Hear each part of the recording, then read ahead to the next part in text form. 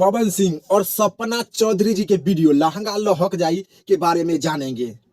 चलो भाई देखो अब मैं क्या कर। पावर स्टार पवन सिंह और सपना चौधरी जी के वीडियो लहंगा लहक जाए जो कि कल ही रिलीज कर दिया गया था वायरल भोजपुरी यूट्यूब चैनल पर। पवन सिंह के गाना लहंगा लहक जाई के कहानी बहुत ही अच्छा, बहुत ही बेहतरीन बा। लहंगा लहक जाई गाना के कहानी बहुत ही अच्छा, बहुत ही बेहतरीन बा। पवन सिंह और सपना चौधरी जी के वीडियो लहंगा लहक जाई के शूटिंग बहुत ही अच्छा, बहुत ही बेहतरीन से किया गया है। ठीक है, समझ गया।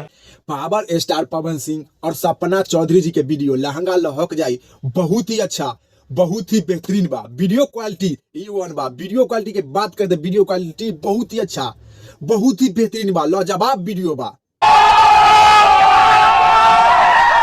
लहंगा लहक जाई गाना के वीडियो में सपना चौधरी जी डांस बहुत ही अच्छा, बहुत ही बेहतरीन कमाल के किए हैं।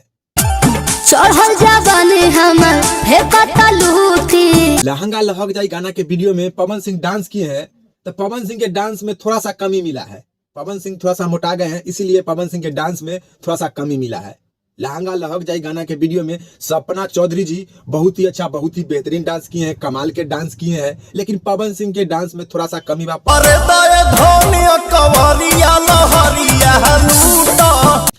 पवन सिंह और सपना चौधरी जी के वीडियो लहंगा लहक जाई के 10 में से 10 नंबर दिया जाता है। लहंगा लहक जाई के वीडियो क्वालिटी बहुत ही अच्छा बा, बहुत ही बेहतरीन बा। लहंगा लहक जाई गाना में सपना चौधरी जी बहुत ही अच्छा, बहुत ही कमाल के डांस किए हैं। तो पवन सिंह और सपना चौधरी जी के वीडियो लहंगा लहक जाई के 10 में से 10 नंबर दिया जाता है। चलिए इस वीडियो में इतने। बाय बाय, टाटा। बाय बाय, टाटा, गुड बाय, गया।